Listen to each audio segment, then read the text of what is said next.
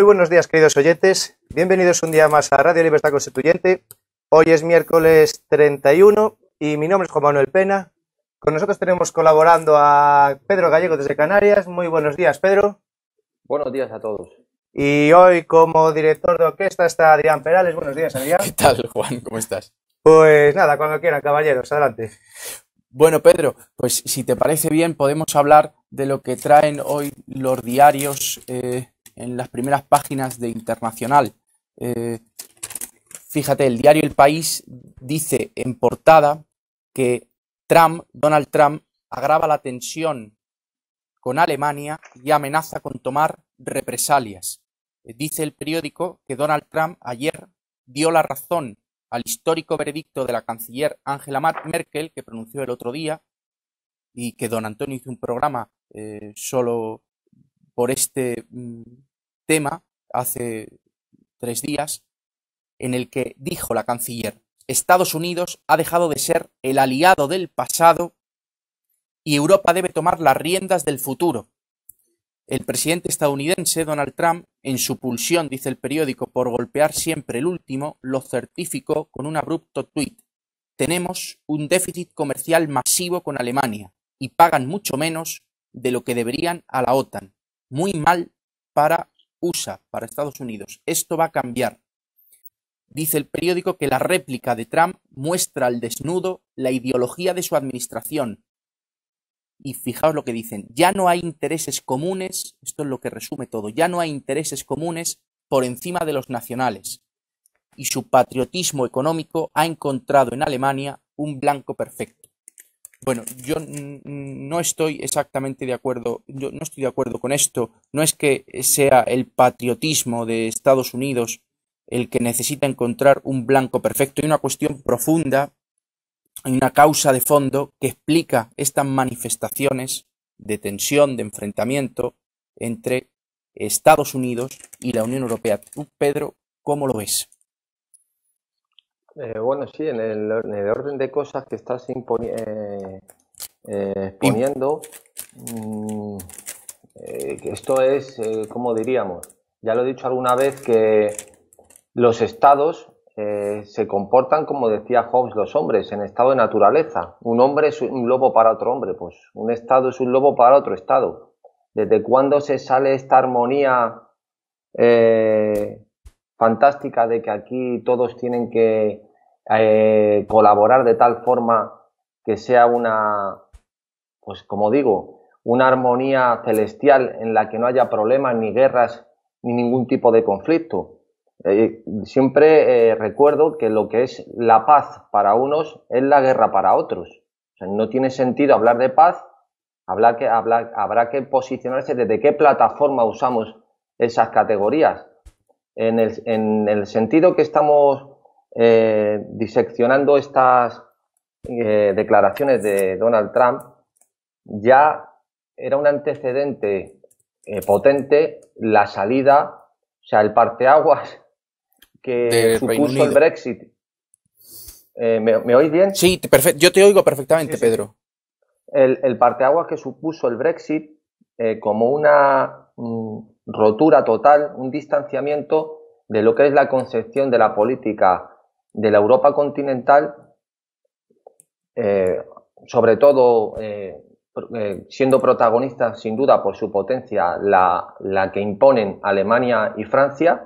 Esa ruptura entre esa Europa continental y el mundo anglosajón ya empezó ahí. Desde luego Trump ha sido ya el detonante absoluto. Lo que está ahora mismo reclamando, que es ese aporte en la seguridad, ese aumento de presupuesto, ya lo dijo en la campaña. O sea, no es ninguna novedad. Desde luego, como dice el aforismo castellano, a perro flaco todo se le vuelven pulgas.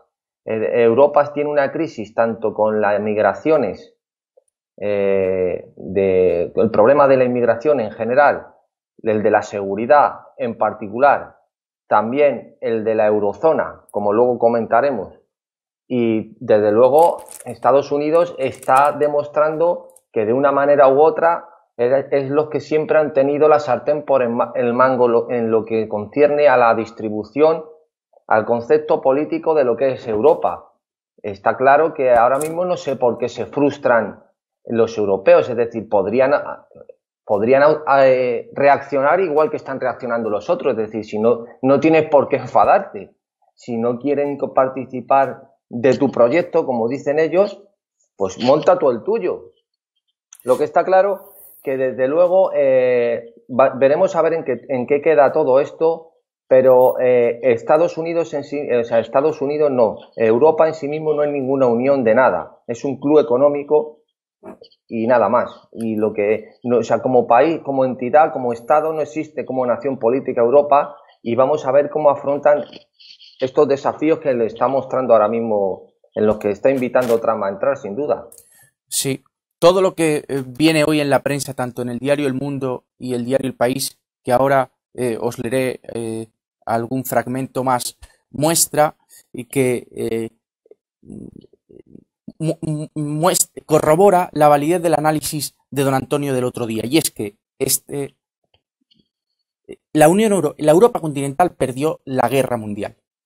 Y fue gracias a Estados Unidos, al mundo anglosajón, a Estados Unidos y al Reino Unido, por lo que la Europa continental tiene las libertades que tiene hoy y tiene la situación que tiene hoy. Lo que no puede esperar Europa es estar siempre al abrigo de Estados Unidos y mucho menos pedir, exigir una protección de Estados Unidos habiendo cambiado las circunstancias actuales, que nada tienen que ver con las de la Segunda Guerra Mundial.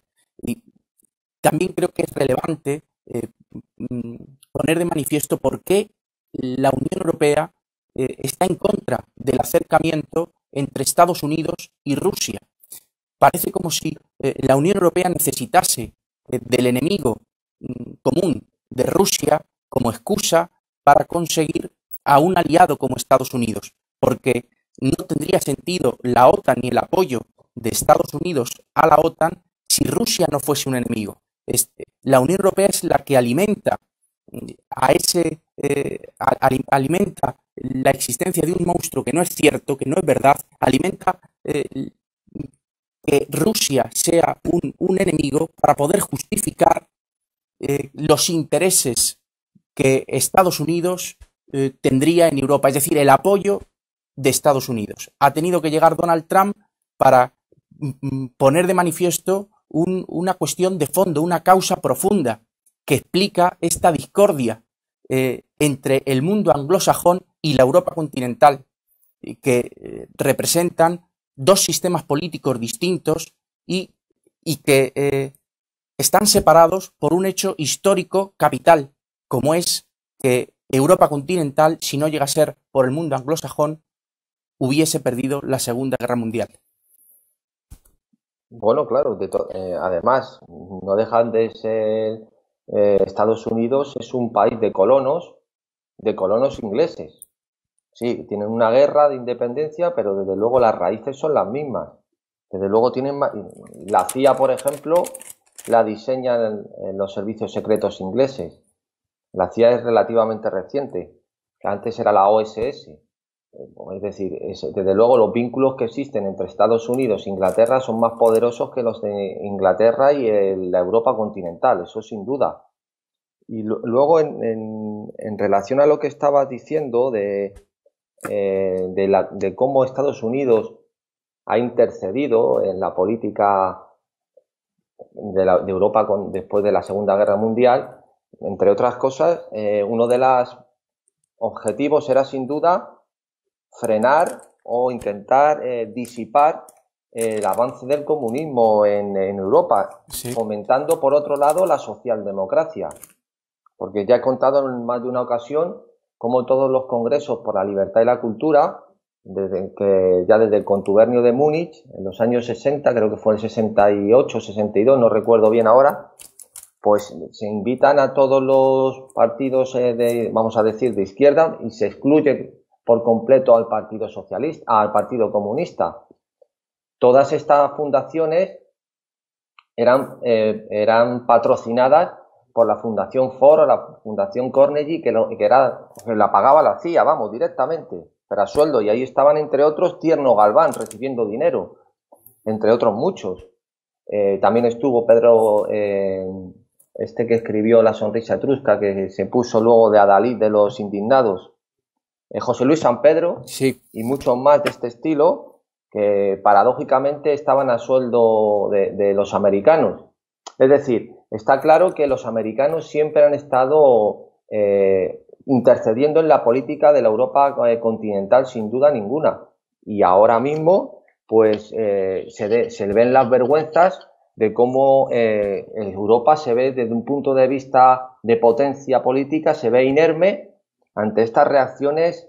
Bueno, porque el otro día fue Angela Merkel la que dijo que en Europa, bueno, la traducción, hubo luego precisiones que no fue exactamente así, que no se podía contar con ellos, pero bueno, creo que la traducción fue desde un punto de vista más... Así que no se podía confiar ni en Estados Unidos ni en Reino Unido. Esa fue la traducción del Spiegel, creo, si no estoy mal informado. Bueno, y ya no se podía confiar, y pues se puede confiar igual que antes. Es decir, cada uno defiende sus intereses y dentro de esos intereses pues habrá momentos en los que podrás llegar a unos acuerdos concretos o unas conexiones que sean también ventajosas para ti, hasta que, o sea, tú que eres abogado, es evidente que el derecho internacional por sí mismo no existe como derecho, es simplemente acuerdos entre países que dejan de cumplirse cuando a uno le da la gana dejar de cumplirlo. Claro, porque no se puede imponer por un tribunal. Que va una policía alemana a detener a un político estadounidense o a poner, o sea, es decir, es que es algo tan absurdo, pues en la política más claro aún. Las ayudas, los acuerdos valen, o las amistades valen hasta que uno de los dos quiere deja o quiere romper esa relación de amistad o de colaboración, y no hay más. Claro. Entonces, sí, sigue, Pedro, si quieres. No, que en ese sentido quiero decir que es que parece ser que de un modo u otro es como si nos debieran algo. Es decir, es como si estuviéramos desengañados y dice, hombre, es que nos han dejado en la estacada, nos han dado como no podemos. Me parece una cosa verdaderamente un poco lamentable esa manera de enfocar ahora mismo este cisma que existe entre Europa continental y el mundo anglosajón. Sí. Es que no sé, me parece... Y es un análisis, yo creo, muy incompleto reducirlo todo al carácter de Trump.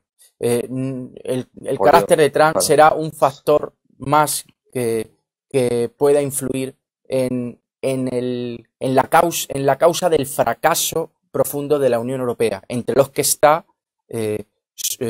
su ruptura con el mundo anglosajón, con la ruptura de la alianza o de las relaciones que hasta ahora ha tenido con el mundo anglosajón, que ya no serán las mismas que han sido. El carácter de Trump no es la causa. Hay razones profundas que explican este distanciamiento. Una de ellas, desde luego, es que la Unión Europea ha fracasado, que el monstruo que han creado institucional, parasitario, en donde los partidos políticos o lo peor de los partidos políticos nacionales terminan en unas instituciones que no son democráticas ni podrán serlo si se sigue construyendo la Unión Europea como se está construyendo, impide que pueda ser una institución política con fuerza, con autonomía, lo que no tiene orgullo ninguna Europa si después de tantos años, después de haber perdido la guerra mundial, se queja de que Estados Unidos no la apoya. Pues no, casi debería ser lo contrario. Deberíamos defender la independencia de Europa, deberíamos defender que Estados Unidos no sea imperialista. En fin, claro, además, lo que estás diciendo es que me hace mucha gracia.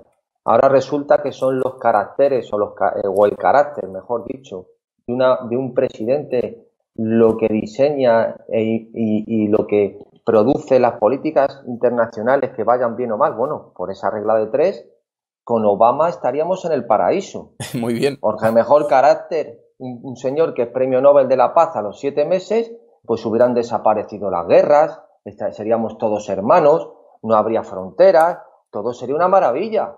¿Cómo es que esas tonterías? Y mira, yo voy a decir una cosa de Donald Trump. Donald Trump no será mejor que Bush, pero tampoco será peor que Obama. Y el tiempo lo pondrá en su sitio. Y al final lo que valen son los hechos.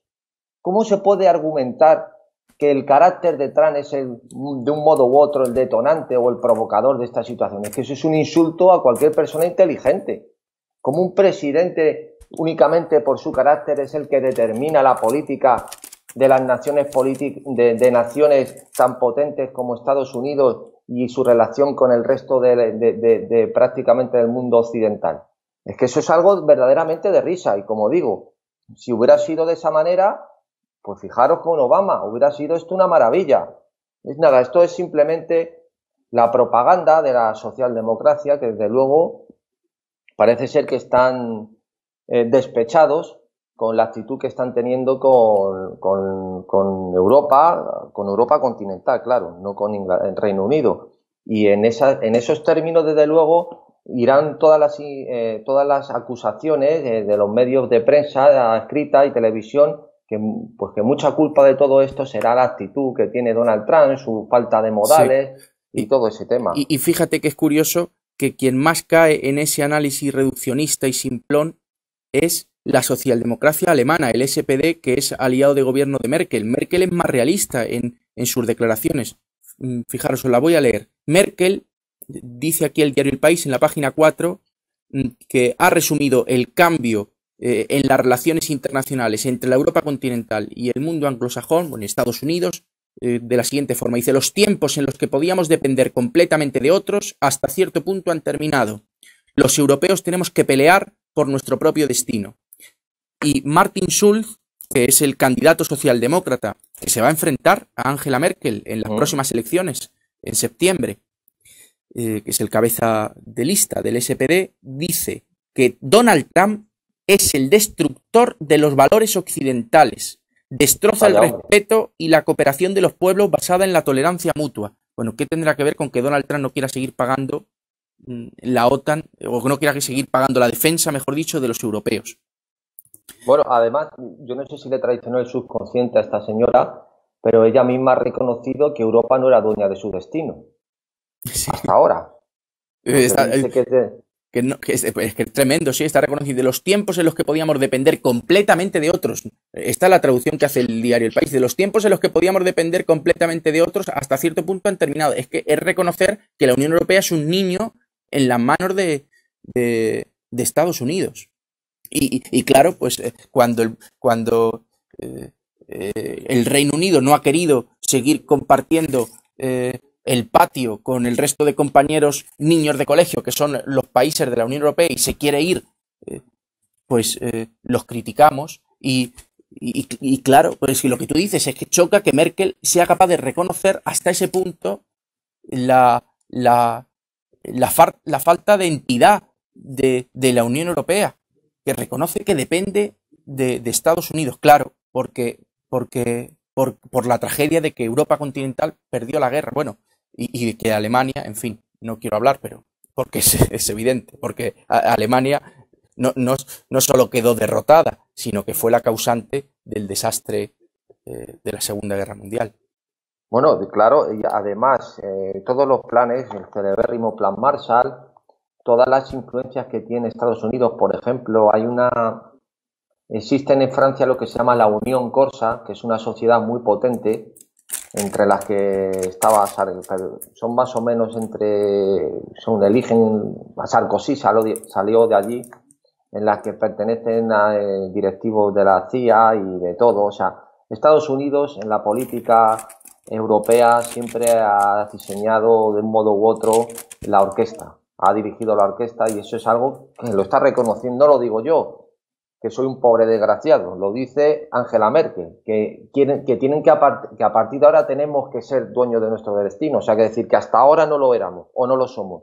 Eso es algo evidente. Luego, Martin Schulz, este hombre, porque se dedica a otra cosa, a imprimir dinero, que deje de decir tonterías como que la tolerancia entre los pueblos. Pero ¿eso qué quiere decir, la tolerancia entre los pueblos? ¿Eso qué quiere decir? Yo eso es que no entiendo, yo no sé qué es eso. No tengo ni idea de lo que es la tolerancia entre los pueblos. Y que rompe la tolerancia. Es que Estados Unidos lo que hace con un ejército el más potente es a lo mejor que ese señor esté seguro en su casa, a lo mejor. Es al contrario. Sí, porque, vamos a ver, ¿qué espera la gente que viene después? Es como con Obama. O sea, ¿qué esperan? Que después de Estados Unidos existe al otro lado del espejo existe pues un imperio benefactor que se va a dedicar a repartir la riqueza solidariamente y a que todo el mundo sea libre y viva en paz. Pues si después, si se le da la espalda al mundo Estados Unidos, pues vendrá China, o vendrá Pakistán, o vendrá quien sea, o Corea del Norte, a imponer su ley, ni más ni menos. O sea, pues claro que Estados Unidos intenta imponer un orden mundial que es el orden occidental, ni más ni menos. Y esa es la realidad. Y al que le moleste, pues peor para él. Eso no tiene nada que ver para que seamos críticos con actitudes que nos perjudiquen de modo objetivo, como españoles o como europeos, o que simplemente hay cuestiones que no vemos bien. Pero eso que tendrá que ver con que rompe la tolerancia entre los pueblos. Este señor es que no sabe lo que está diciendo. A lo mejor, precisamente, el SPD le debe la vida a Estados Unidos, entre otras cosas. Y el fracaso de la Unión Europea, que antes costaba tanto admitir, ya es portada de los periódicos, que fijaros, el diario El País dice: la Unión Europea admite que hacen falta reformas para salvar el euro. Bueno, tampoco es noticia porque lo llevamos escuchando tiempo, pero es verdad que cada vez se admite con menos pudor el fracaso de todo lo que ha creado la Unión Europea en los últimos 30 años. Bueno, más, pero especialmente me refiero al euro, ¿sí? La Comisión dice, la Comisión Europea, alerta de que es preciso acordar medidas antes de que llegue una nueva crisis y plantea un presupuesto y un tesoro común. En fin, Pedro, no sé si quieres hacer un comentario. Sí, bueno, del euro esto se merece un programa en otro día extenso, pero voy a dar unas pequeñas pinceladas. Tengo en mis manos el informe que hizo el Instituto IFO de Alemania, de Múnich, el Instituto Leibniz, que se le encargó, fue encargado por el Tribunal Constitucional alemán. Se encargó en sesiones del 11 y 12 de junio del 2013. Y el informe está traducido al alemán, porque no está traducido ni al inglés ni al español. Se llama La responsabilidad de los gobiernos y de los bancos centrales en la eurocrisis. Y voy a dar simplemente unas pequeñas pinceladas para que esto que está ocurriendo ahora no es nada nuevo. Claro, el presidente de este instituto en ese momento era Hans-Werner Sinn, que no es el que está ahora, que es muchísimo más crítico con la eurozona y con todo el problema que está existiendo en la concepción del euro en sí mismo, y no es como el de ahora, que hemos tenido un par de desencuentros con el informe que hay. Desencuentro en el sentido de que no han apostado mucho por determinar exactamente la potencia del informe de Roberto Centeno y sus compañeros, y por eso tuvieron que irse al Instituto de Kiel. Pero bueno, estaba claro que no están por la labor de mostrar la vergüenza de España. Pero voy a lo que estaba diciendo antes. Dice el informe en el punto 1, fundamento regulador de la crisis.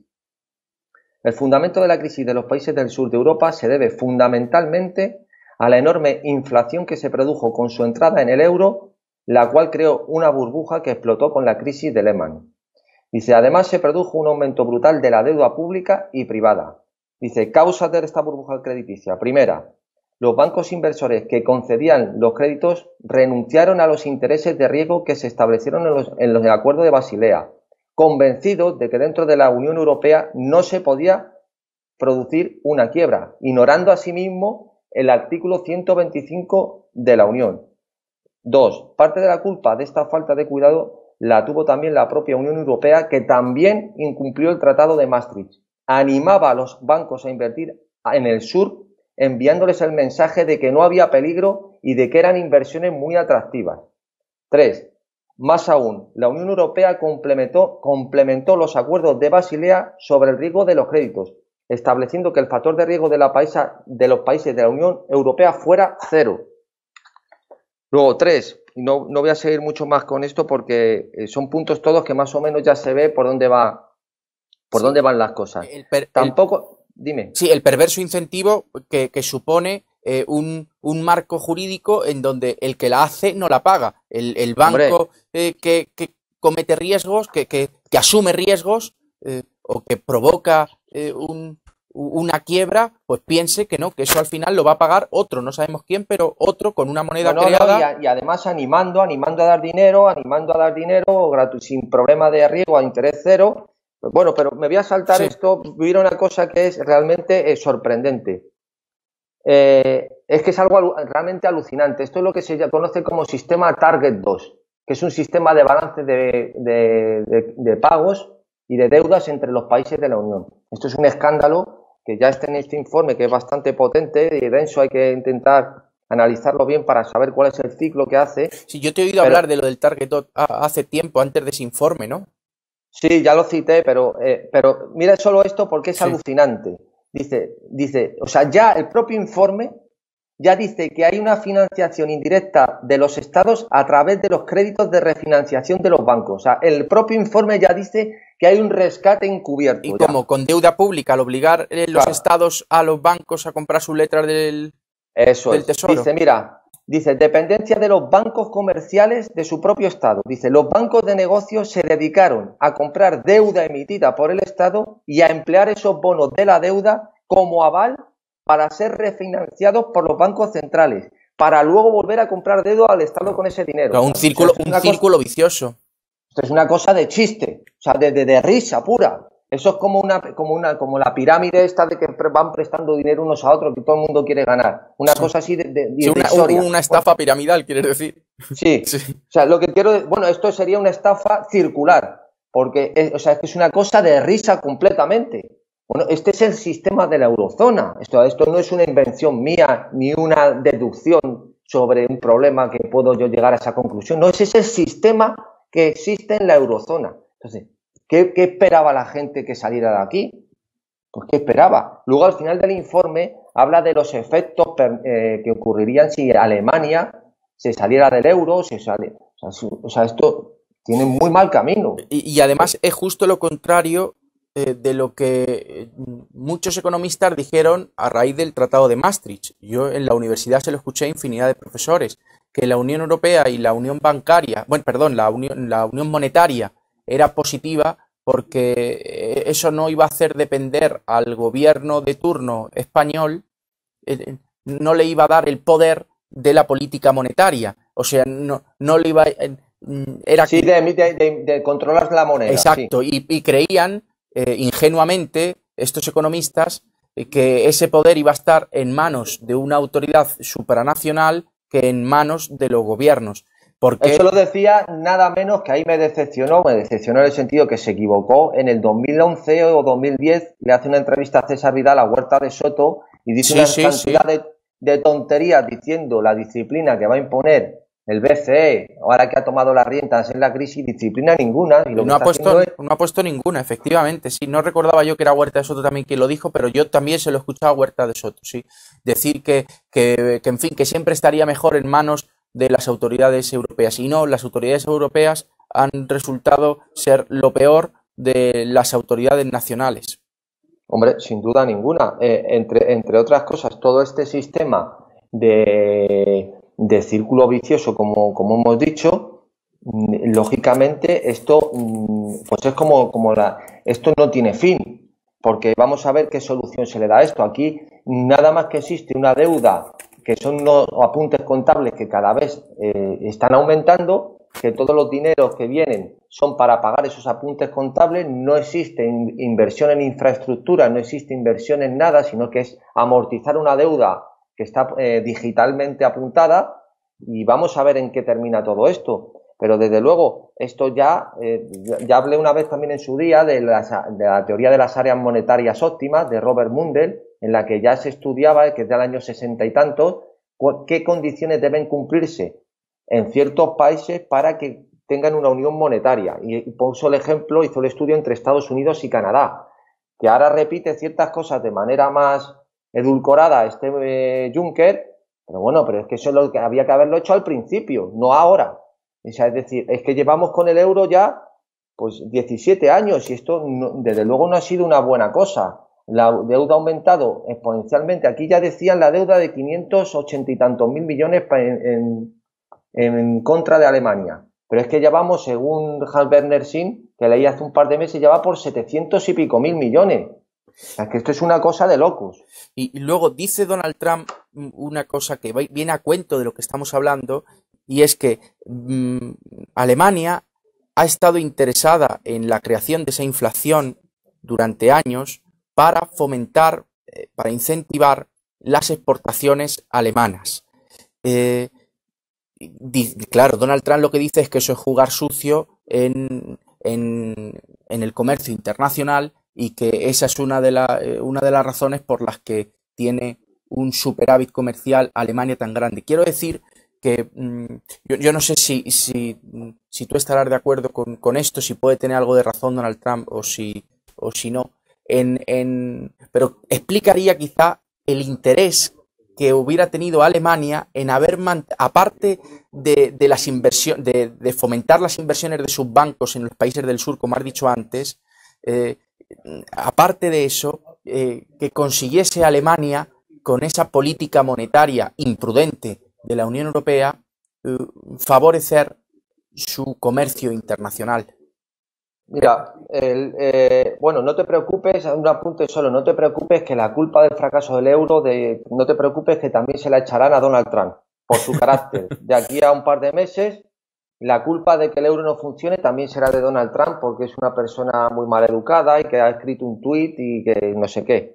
Pero a lo que estás diciendo, mira, Hankel, que era otro economista independiente que fue ministro de Fomento, creo que fue de Fomento, sí.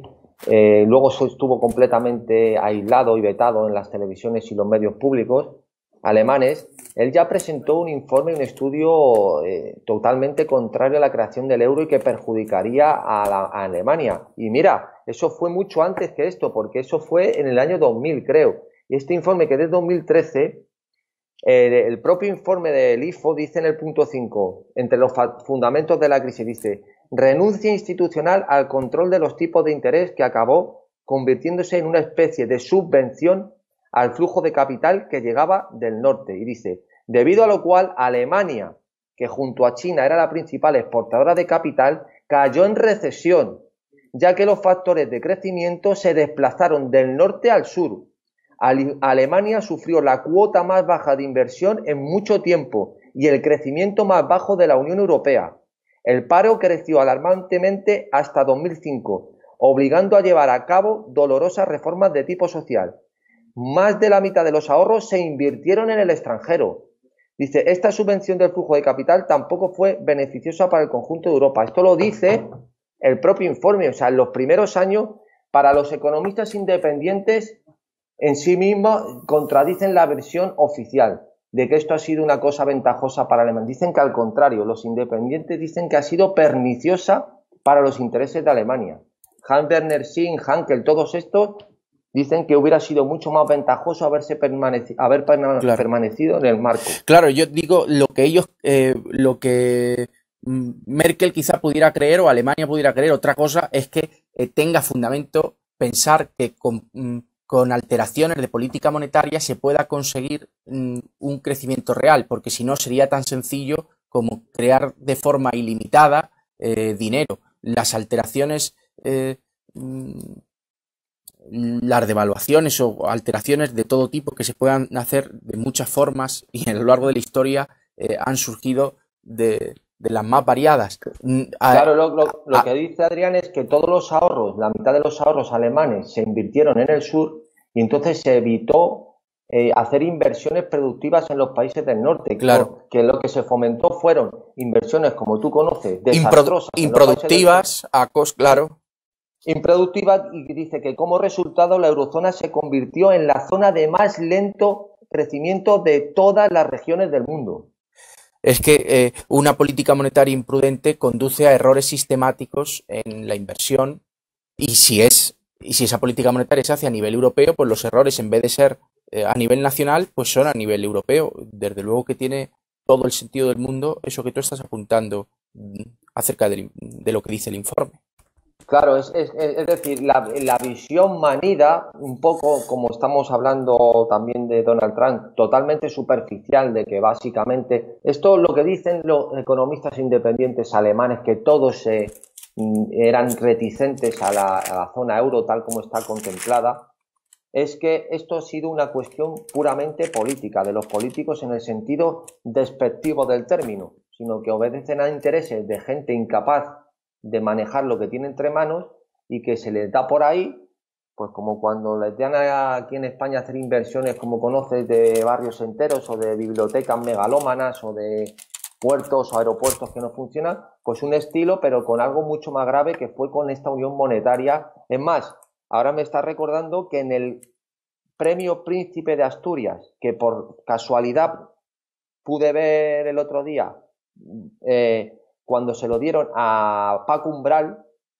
estuvo presidiendo, estaba allí, Sí. uno de los que estaba presentes era Helmut Kohl, y allí ya le dice, creo que era en el 99 cuando le dan el premio, cita a Paco Umbral de manera irónica, cita a Helmut Kohl de manera cariñosa y de irónica, diciendo, bueno, está aquí Helmut Kohl anunciándonos esa moneda que nos salvará a todos. Dice, veremos a ver.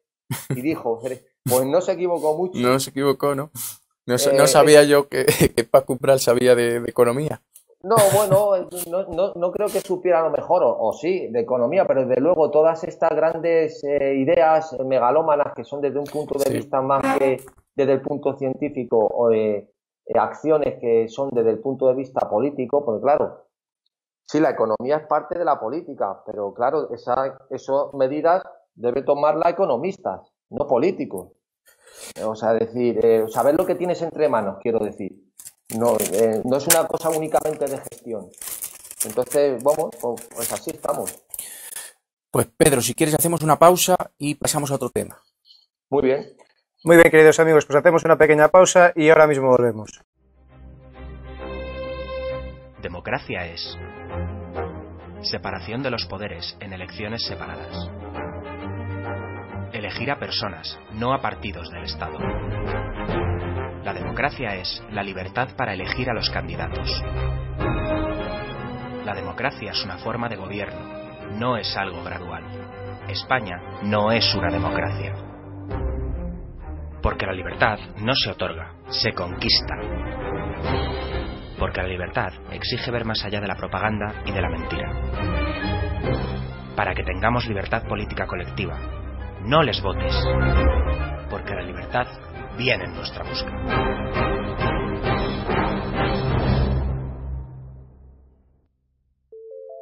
Movimiento Ciudadano hacia la República Constitucional. Visítanos en mcrc.es. Muy bien, queridos repúblicos, ya estamos de vuelta. Adrián, cuando quieras.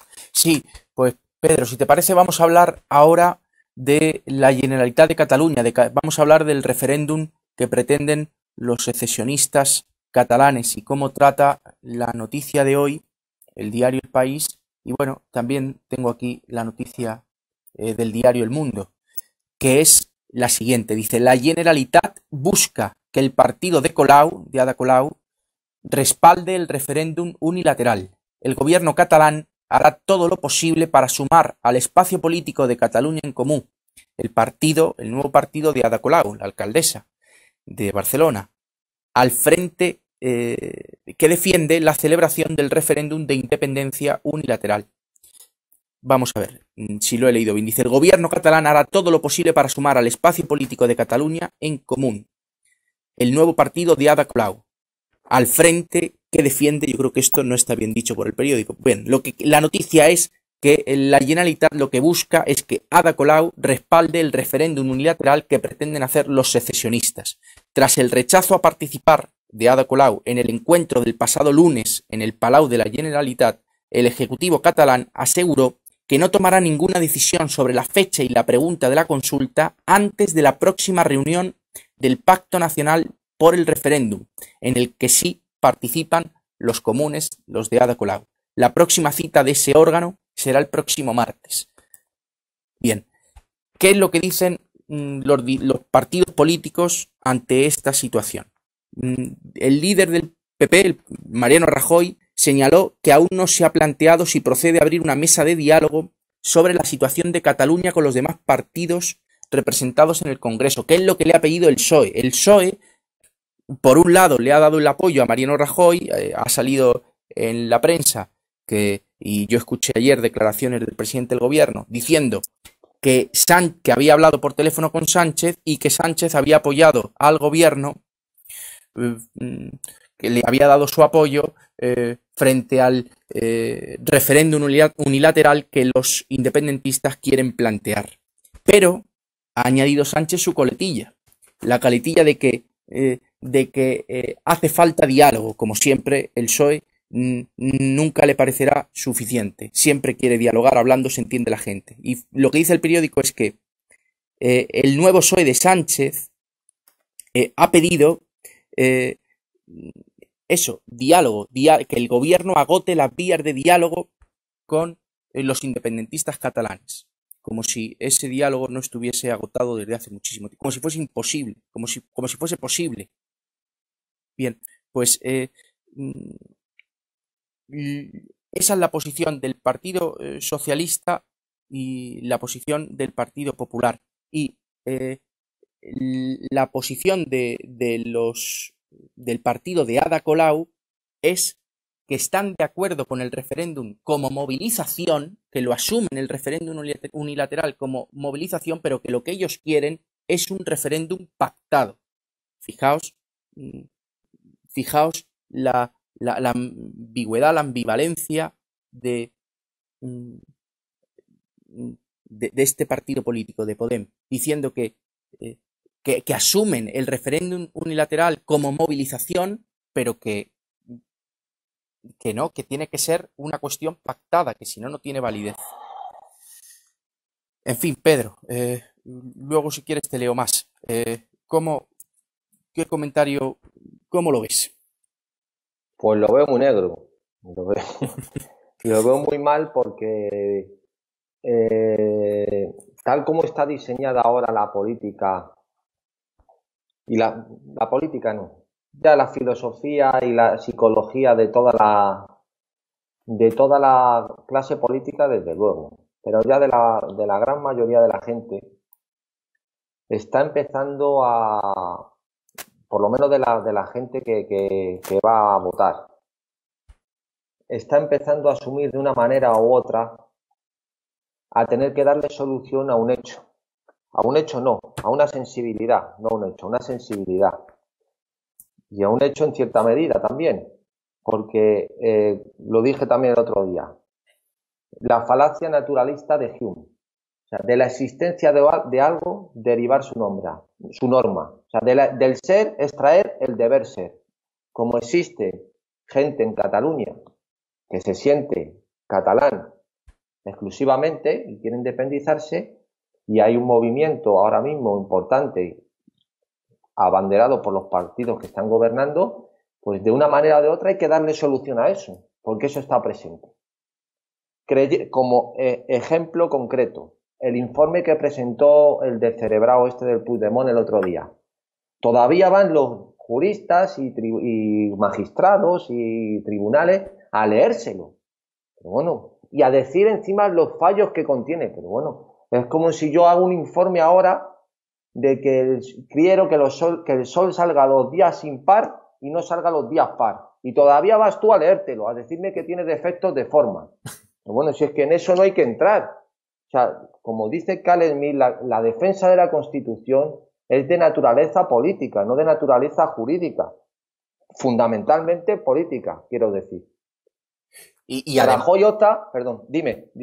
Nada, solo quería decirte que además España es anterior a nuestra Constitución, que siempre es en lo que se amparan los políticos actuales diciendo que no se puede aceptar lo de Cataluña porque está fuera de nuestra Constitución. No, es que España es anterior y está por encima de nuestra Constitución, y lo que pretenden los nacionalistas no es solo liquidar la Constitución, que desde luego que lo quieren hacer, pero para mí quieren hacer algo mucho más grave, que es destruir España. No, claro, es que ellos consideran y enseñan en las escuelas que la conformación actual de España es fruto de la Constitución del 78. Claro, entonces atacando una cosa atacan las dos. dinamitando los cimientos de esa falsa constitución, ya rompes esa estructura que estaba creada de manera, vamos a decir, obligada, como ellos presentan. Claro, esto es una cosa de chiste y de delirio que llega hasta tal punto que se inhibe el propio Estado, el propio gobierno, que es el que tiene el monopolio legal de la violencia, se inhibe a la hora de ejercerla, se inhibe a la hora de luchar por la nación política, que es España, que solo puede haber una, y de una manera u otra deja al albur de los acontecimientos porque esto vaya transcurriendo hasta unos cauces que no se saben dónde van a ir a parar. De momento, la concepción de los que no son, vamos a decir, defensores de una idea nacional, aunque es mentira, porque Rajoy ni defiende España ni defiende nada, ese es un traidor como todos los del Partido Popular igual, pero bueno, desde el punto, argumentando a dominem. El resto ya están todos por la España plurinacional, todos, pero ya se llenan todos la boca con ese concepto, pero voy a decir más. Un genio del pensamiento occidental como Juan Manuel López Aguilar escribe un libro que es catedrático del Constitucional de aquí de la Universidad de Las Palmas, ha sido ministro, tuvo el follón aquel con su mujer, cayendo en la propia trampa que él diseñó, que es la detención preventiva de una persona que es acusada, o sea, un pobre hombre desde el punto de vista intelectual, claro, desde el otro punto no. Sí, lo han dicho bien, catedrático de Derecho Constitucional, sí. Sí.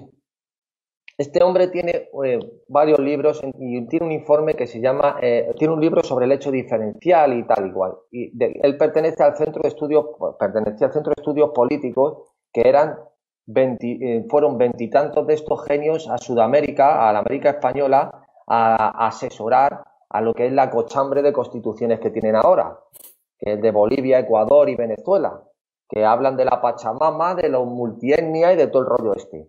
Bueno, pues este hombre dice acaba su informe que se llama El debate sobre el futuro del Estado de las Autonomías y habla de constitucionalismo. Bueno, es que te voy a leer el título porque no tiene desperdicio. Dice, reflexiones, bueno, dice, una crónica autonómica, el debate sobre el futuro del Estado de las Autonomías, federalismo diferencial, confederacionismo y autodeterminación.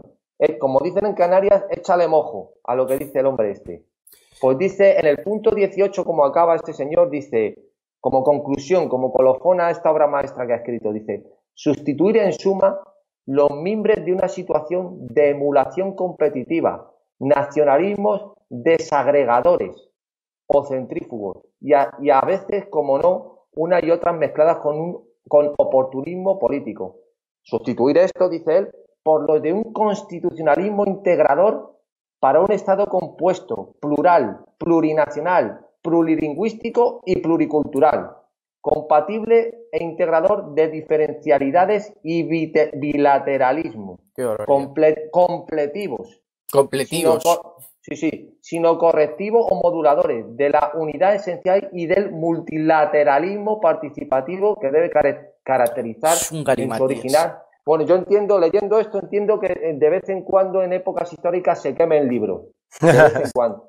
Porque es que eso de verdad, es que esto es un el PSOE ha hecho muchísimo daño con la introducción del concepto del federalismo, de pensar que eso es aplicable a España, ha hecho muchísimo daño. No digo yo que el Partido Popular también lo haya hecho con la tontería de que si el referéndum solo se puede hacer si lo hacen todos los españoles. Es verdad que el PP también tiene lo suyo, pero el PSOE, lo del PSOE es si cabe más grave, porque España no puede ser un Estado federal, porque para que España fuese un Estado federal, previamente los estados tendrían que ser, las comunidades autónomas o los estados, no sabemos cuántos, tendrían que ser independientes, es decir, primero tendría que haber estados, que no los hay, y una vez que existiesen esos estados y fuesen independientes, volverlos a unir en un pacto federal. Eso es imposible. Y eso es lo que pretende el Partido Socialista. Bueno, pero no es solo eso, si es que además de lo que acabas de decir, pero si es que tú has leído las locuras que dice este hombre, plurinacional, plurilingüístico, pluricultural, bilateralismo, completivos, multilateralismo, siempre es una cosa, pero bueno, es que este hombre dice en uno de los puntos, esto te lo voy a pasar para que lo tengas porque merece la pena para que la Unión Europea debe abrirse, o sea, que las comunidades autónomas deben tener apertura a la Unión Europea. O sea, abrir la Unión Europea a las comunidades autónomas. Es decir, que de un modo u otro puedan tener relación directa. ¿Y en qué fecha ha hecho este informe? Esto es un artículo que se llama Reflexiones. Fíjate si estos son reflexiones, cuando no reflexione, ¿qué dirá este hombre? Sí, o sea, esto es pensando, esto es concentrado y dando lo mejor de sí. Sí, dice esto, o sea que si le pillas despistado, imagínate por dónde te sale. ¿Y tiene algo que ver con que Pedro Sánchez se quiera servir de él por el interés que tiene Pedro Sánchez en parecer plurinacionalista? O sea, Esto será yo creo que dice a propósito de declaraciones de Barcelona, Gasteiz, Santiago y Mérida. No sé exactamente el año, pero pon que hará a lo mejor más de 10 años tranquilamente. Este hombre, vamos a ver, el PSOE es el número uno en el oportunismo y traición a España. No sé qué habla este hombre de nacionalismo digregador y de historias y cuestiones que oportunismo, cuando el PSOE es el número uno en eso. Y además de todo esto, que lo que quiero expresar a Adrián y a todos los que nos escuchan, que ya la idea de una nación política como una unidad, eso ya en España pasó a mejor vida. O sea, ahora no están por ahí las cosas. Mira, lo que acabas de decir de Rajoy no es que tenga lo suyo, Rajoy es que es más culpable que los otros. Primero, por no defender lo que tiene que defender. Pero es que encima, con esa solución que él cree imposible y por eso la presenta de esa forma, que es que lo que todos atañe, a todos deben decidir, sí. Que es que estás abriendo una puerta muy peligrosa, porque si eso se da el caso, ¿qué pasa? Es que estás aceptando el argumento principal de los nacionalistas, claro, de que esto es una cuestión de democracia. Y esa cita que acabas de hacer es la cita célebre el fundamento de la democracia, pero es que el tema está en que solo se puede decidir. Pedro, ¿me oyes? Sí, lo que es decidible. Solo se puede decidir lo que es decidible. Y también nadie, el Partido Popular, desde luego, yo no he escuchado a ninguno de ellos, ni a los tertulianos habituales, criticar de raíz la cuestión del referéndum. No es que el referéndum tenga que ser pactado, que ahí es el mismo error de Rajoy. Lo que pasa es que Rajoy dice, bueno, como yo mientras sea presidente del gobierno no voy a aceptar un pacto sobre el referéndum, se acabó, no hay referéndum. Pero, ¿qué dice Pablo Iglesias? Referéndum pactado. Estamos a favor del referéndum, pero estamos en contra del referéndum unilateral para tratar de ponerse en un punto intermedio. ¿Y cuál es la crítica que digo que habría que hacerlo? Es que alguien piensa que si sale que no, van a parar, que si sale que no a la independencia, si se celebrase ese referéndum, en ese caso hipotético, y sale que no, van a parar. Los independentistas no pararán hasta que salga que sí. Y cuando salga que sí, ¿alguien cree que habrá posibilidad alguna de celebrar un nuevo referéndum para que Cataluña vuelva a entrar en España? No, eso es imposible. Lo que quiero decir es que es una maniobra de los independentistas. A ellos les importa un bledo el referéndum, lo que quieren es la independencia. El referéndum no es más que la excusa tonta, la excusa que muchos tertulianos, muchos políticos y muchos catedráticos se tragan parándose a estudiar las cuestiones legales para poder cubrir. Es un fraude de ley. Lo que tratan es de usar ese referéndum para cubrir su secesión, su sedición, que es el delito que ellos quieren cometer. Y por eso necesitan a Ada Colau, por eso piden que Ada Colau se sume en el referéndum. Y es gravísimo que Podemos acepte, aunque solo sea parcialmente, el tema del referéndum como cuestión de movilización, dicen ellos. No, es que lo que quieren los independentistas, lo que necesitan es que parezca que el referéndum es limpio, aunque no lo sea, que parezca que sea posible votar en contra, que sea posible estar a favor del referéndum, pero votar que no. Pero no nos damos cuenta que el referéndum, en el momento en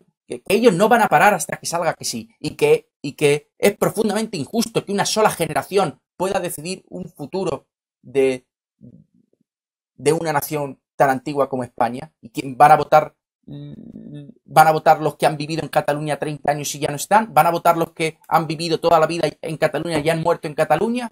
¿Esos van a votar? ¿Vamos a permitir los demás que se lleven los bienes materiales y los inmateriales, todo? Mientras nos ponemos a discutir cuestiones superfluas. Sí, pero es que te digo una cosa, Adrián, es que aquí hay un error también del concepto de lo que son las comunidades sociales que conforman por su cultura, su historia, su tradición, lo que sea, conforman las naciones. Primero pueden ser naciones étnicas, luego o naciones desde el punto de vista biológico, sí, y cultural, hasta que se constituyen naciones políticas. Parece que es que, como dice ahora esta señora Angela Merkel, que cada uno es dueño de su destino, que es lo que dicen estos, que cada comunidad debe decidir su destino. Es decir, que si ahora decidimos, pues qué sé yo, deciden allí en Somosaguas no pagar el IBI, pues que ellos tienen derecho a decidir su destino. Claro, o podemos decir que no existen los átomos, o podemos decidir que... Todo. O sea, decidir tu destino. Pero bueno, ¿qué quiere decir eso, decidir tu destino? ¿Qué quiere decir eso? O sea, ¿qué quiere decir? O sea, ¿qué te impide a ti, por ejemplo, qué nos impide a nosotros que no nos invada Marruecos, por ejemplo? Pues entre otras cosas que hay una frontera, que hay un ejército, que hay una policía, que hay unos tratados de colaboración de la OTAN, etcétera, lo que sea. Es decir, o sea, ¿qué quiere decir decidir tu destino? Pero eso, ¿qué quiere decir? Que tú eres autónomo, te autodeterminas en tu vida sin contar con lo que existe a tu alrededor, sin nada. O sea, estas locuras, estos delirios que dice esta gente, porque utilizando ese argumento a la inversa, bueno, el resto de España podemos decidir nuestro destino. Y si ahora votamos toda España echar a los catalanes de Cataluña, ¿qué pasa? O esclavizarlos, de verdad. ¿Eso estaría bien? Pues sería democrático, ¿no? Un referéndum para echar a los catalanes de Cataluña, de toda España, echarlos fuera. Eso sería democrático, ¿no? Es nuestro derecho a decidir, o eso no se puede. O sea, es decir, es que esto es tan absurdo, esto es una cosa tan de loco. El derecho, y tú que eres abogado, el derecho se ejerce por la voluntad, es un acto de fuerza. Si no hay voluntad de ejercerlo, ¿de qué vale? No vale de nada. ¿Qué está haciendo España? El gobierno en este caso, pues una inacción absoluta. ¿De qué valen las leyes? ¿De qué vale el Código Penal? Pues no vale de nada. Si no tienes voluntad por hacerlo cumplir, ¿de qué vale? Pues de que se rían de ti. Que dice Puigdemont que cuanto más le amenacen, que más le están animando a hacer el referéndum. O sea que encima se jacta y se cachondea. Sí. Y piden diálogo, dicen que es que no es posible el diálogo, pero en eso tiene razón Rajoy, que no es posible el diálogo. Lo que sorprende es que haya que dedicar un solo segundo a pensar si es posible o no es posible el diálogo, si lo llevamos viendo años, que el diálogo solo es posible aceptando. No se puede transigir sobre una cuestión ilegal, sobre una más grave que ilegal. No es que sea ilegal, que desde luego con arreglo a nuestra legalidad lo es que es algo anterior a la ley actual. Es algo indisponible. No, además que es una cosa, ya no es que sea desde el punto de vista jurídico, legal o ilegal, sino que es tu propia supervivencia. O sea, es decir, es que estás negociando con tu vida. ¿Cómo puedes tú entrar en eso? O sea, es que eso no entra a debate nunca. No se puede. Y es que cuando dices tú derecho a decidir nuestro futuro, es que es el derecho de la clase dominante catalana a ser, claro, ellos sí, a decidir su futuro, a adueñarse de Cataluña. Eso es lo que pretenden imponer, con una visión con tintes totalitarios, imponer su visión parcial a la totalidad de la sociedad catalana, pero y más allá, lo cual afecta obviamente a toda España, pero que no nos olvidemos que detrás del nacionalismo catalán hay también una ansia y una pulsión conquistadora, es decir, hombre, claro, los países catalanes, claro. ellos no van a parar, y después de una independencia dirían que toda la deuda catalana la hemos generado nosotros. Lo que quieren es convertirnos en sus esclavos, y eso es intolerable. Y desde luego que lo blando que ha sido Mariano Rajoy durante todo este tiempo por miedo, porque cree que tiene la batalla perdida en la batalla dialéctica, perdida, no entra en las cuestiones de fondos. Dice... Sí.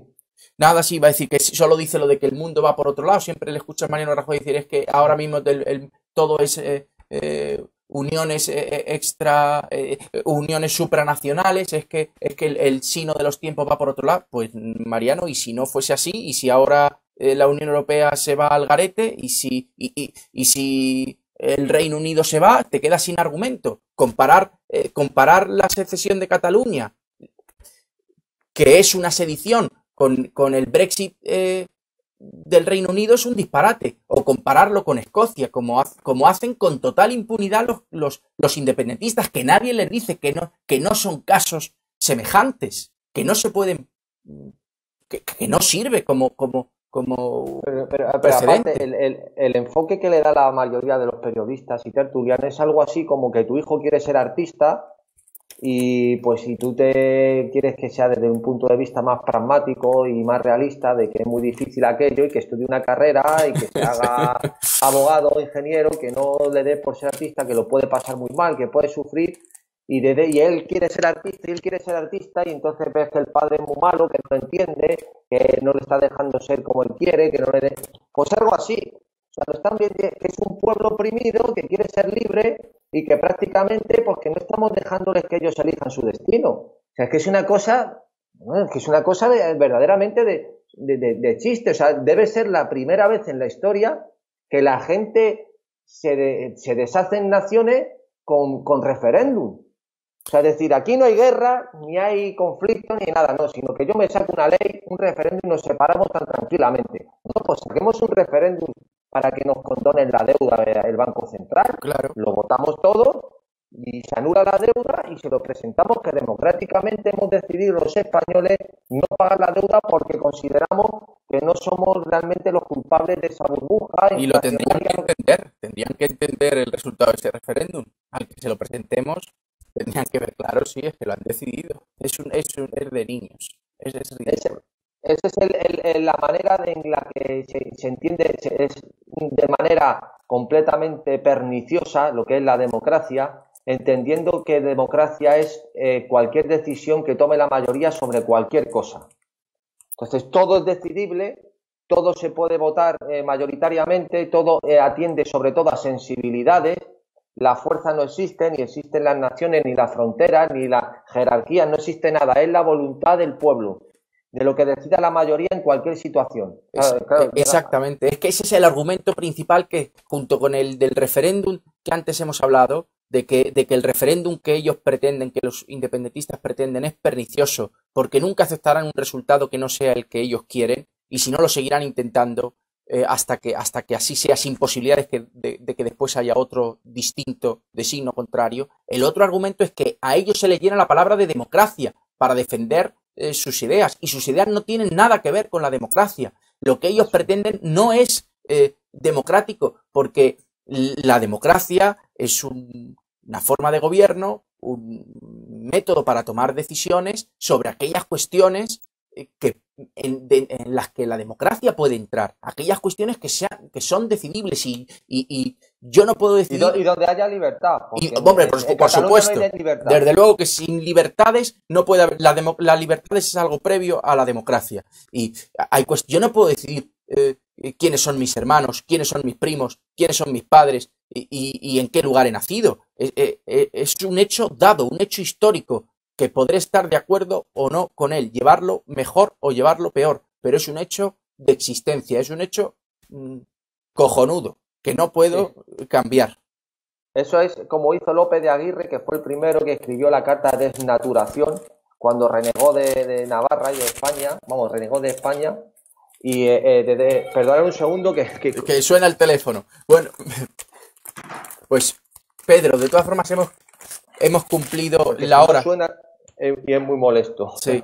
Nada, lo que estábamos diciendo es que no tiene nada que ver con la democracia, la sedición que pretenden los dirigentes catalanes. Desde luego. Pero bueno, lo triste es que ni siquiera en principio la gente que debe sacar a relucir su categoría, como, ya sea como jurista o como intelectuales, aunque no me gusta esa palabra, pues no haya realmente un páramo de gente que no hable claramente en estos términos. Es decir, no es que todos podamos decidirlo y que no sea una cuestión exclusivamente de ellos. Es que, como dicen los escolásticos, que la tierra es de todos. ¿Quién ha dicho que Cataluña es de los catalanes, de los ciudadanos catalanes? Que Cataluña es tan mía o tan nuestra como la de los ciudadanos que habitan allí. O sea, ¿por qué ellos tienen que, o sea, aunque votaran o dejaran de votar? Es que ¿de dónde se sacan esos argumentos que son verdaderamente espurios y pedestres, que todavía le dan cancha un montón de juristas y de analistas indicando de si esto debe ser de una forma, de si vulneran tal artículo? Es una cosa de risa. Esto no es una cuestión que se pueda dirimir en los tribunales. Y por una cosa que sí quiero decir, que tampoco se dice nunca, para terminar este bloque, y supongo que el programa que ya llevamos, ya no es el hecho en sí mismo de que no se independicen, como dicen muchos, que no se van a independizar o que no lo van a conseguir. Es que desde el punto de vista que yo lo enfoco, casi eso para mí es una anécdota. Lo que ocurre ahora mismo en Cataluña es un secuestro de las libertades de aquel que no sea o de aquel que no comulgue con el nacionalismo. Una persona que no esté de acuerdo o comulgue con los principios nacionalistas no tiene las mismas libertades ni puede no puede vivir igual que el resto de los españoles en una comunidad que no pase eso. O sea, tienen un sistema tanto de estructura oligárquica política como institucional, que lo absorbe y lo ahoga todo. Y pasa todo por el filtro y el depurador del nacionalismo. Y así se explica cómo grandes empresas se prestan al caso Palau y todo lo que estamos viendo. En fin, cómo lo absorben todo. Pues claro, cualquier persona pues que no esté en esa línea o que se abstraiga y que quiera al final vivir como dice Sartre, de mala fe, porque vivir de mala fe, creyendo vivir en una sociedad que realmente en la que realmente no pasa lo que pasa, pues viven como yo, por ejemplo, sinceramente, yo no podría vivir allí, pero así lo digo de claro, ¿por qué no? Pues es muy difícil aguantar una humillación continua. Entonces, desde ese punto de vista, allá cada uno, o sea, las imágenes vergonzosas del pisarelo personaje, que encima es argentino, quitándole a tirones la bandera de España del balcón del ayuntamiento a una persona, cuando había puesto una estelada allí, habían sacado una estelada. Pero bueno, ¿eso dónde pasa eso? Pues tiene su lógica. Dices que era argentino el que lo hizo. Es que los que acaban de conquistar cualquier derecho, los recién llegados, son los que más pelean por asemejarse a los antiguos. Lo que se dice es religión, el fanatismo del converso. En este caso, los que vienen de fuera. Allí tienen pakistaníes, tenía Ada Colau una pakistaní también, argentinos hay unos cuantos, uruguayos tienen ahora Madrid. Todos estos que vienen aquí a hacer la revolución también, bolivariana. Claro, esta gente que no tiene respeto por nada, ni apego de ningún más, lo que tienen reniegan, están todavía pensando en Hernán Cortés y vienen aquí a cobrarse la deuda de alguna manera. Claro que sí. Y esto se tolera, no pasa nada, pues venga, seguir por este camino, a ver dónde nos lleva. Muy bien, Pedro, pues hemos cumplido, espero, con nuestro deber y con la hora. Así que despedimos a los oyentes. Muy bien, queridos amigos. Muchísimas gracias a Pedro desde Canarias. Un saludo, Pedro. Muchísimas gracias a Adrián por este grandioso programa y un saludo a todos nuestros oyentes. Hasta luego, amigos.